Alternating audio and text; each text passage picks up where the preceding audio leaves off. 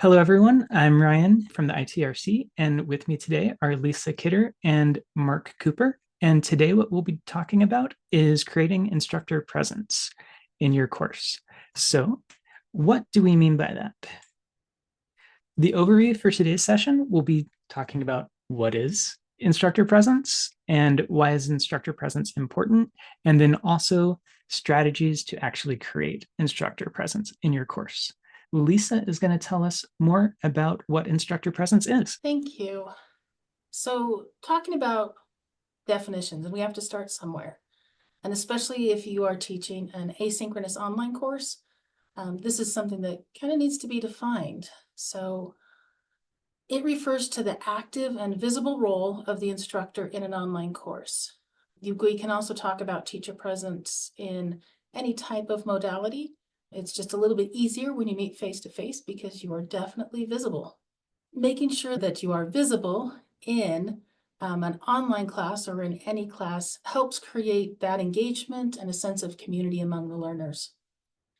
This idea comes from the community of inquiry research. You can look into this in depth, just search community of inquiry and you will find the research behind all of this. But in terms of instructor presence, there's three kinds of ways that you can bring instructor presence in. There's the teaching presence, which is having the students engage with the goals and directions. So that's the objectives of the course. There's the cognitive presence, that's their engagement with the content. Notice there's a little bit of difference between that. And then there's the social presence, engagement with participants. A lot of times when we talk initially about being visible in a class, we think of that social presence, but really think about how you as an instructor are present and visible in all three of these areas will help you expand and see the connections between the strategies that we're going to provide a little bit later. The benefits is this increases student engagement, it improves the student learning outcomes, it reduces feelings of isolation. This is actually where the research started. And there's a greater satisfaction with the course. So these all come from that area of research and the community of inquiry. Next, Mark is going to talk about some of the elements and strategies. Thank you, Lisa. Okay, elements of instructor presence. Well, the first element is emails and regular updates to your students, and that'll help with the students having those feelings of isolation in an online course. Another element that you can have for instructor presence is timely feedback. So having timely feedback to your students that's personalized to the responses of and personalized to the assignments and their inquiries.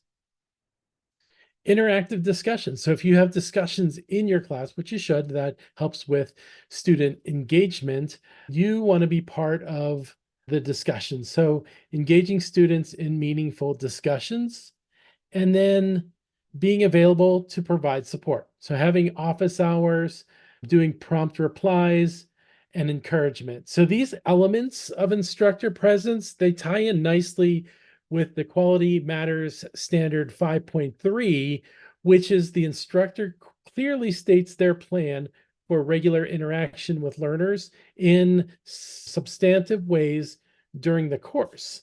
And so our advice to you is to make a plan for communication with your students and then tell your students about that plan. Next, we'll talk a little bit about some strategies that you can employ to have and build instructor presence in your course.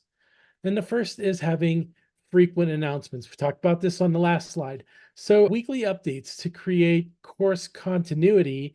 And this can include reminders about due dates, tips for success on exams. You can have cool highlights about the week's topic or the module's topic. A current event that you might want to share in the media related to your course and the discipline. You could also have a reminder of some sort of ISU resource related to the course or the technology that you use in the course. And we recommend having, a nice tip for this to save you time and to also offer you convenience is to have pre-written announcements. So think of that ahead of time, write those down, and then you could just copy and paste those into each of the weeks, or you can set them as timed announcements, and then they just automatically happen according to the date and time that you set them to. The next strategy is active participation in the forum. So as instructors, building your presence in your course, have that active participation in your forums, responding to student posts and fostering discussions. You want to personalize summaries, highlight ideas using students' names. Make sure you respond to everyone in your course at some point across the semester. And then as the instructor, help to facilitate that discussion, but be wary not to dominate it. Know when to dip into that conversation, to reignite it or challenge your students to think more critically or to state things more clearly. Another strategy is personalized videos or audio messages. And these could be introductions. You can have an instructor introduction at the beginning of the course. You can also have videos that set up each of your weeks or your modules. And then at the end, perhaps a recap. You can also do personalized video feedback. And I've had a number of instructors who do this because they feel that it gives them that edge of being into the course, providing that customized approach. It takes time to do depending on your class, but students will feel less isolated. They'll feel more welcome in the course. And then your announcements that we talked about earlier could be done in video. And that way your students see you, they hear you, they can see that their scary instructor is not scary, that you are approachable and a human being. And so that ties in with the last one. So having office hours, scheduling these office hours by Zoom or any other instructional educational tool.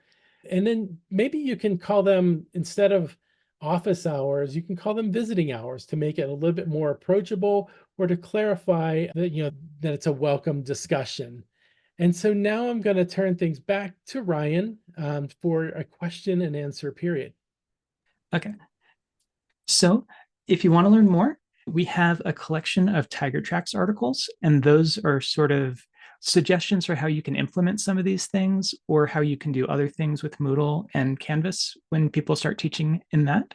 We also, as I was saying, have a Wednesday webinar video library. This recording will be up there before long.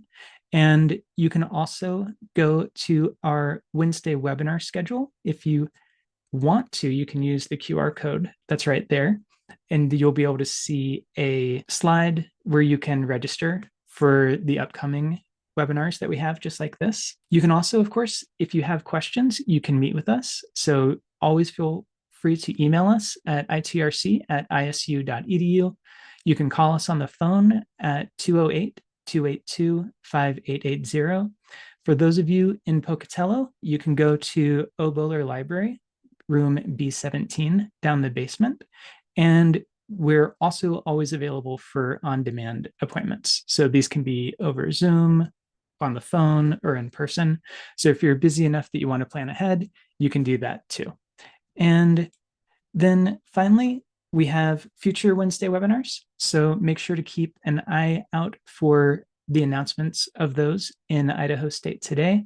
And also make sure to check out our ISU Canvas transition website for all the news about that ongoing transition. So thanks for all of your questions and for participating today. We really appreciate it.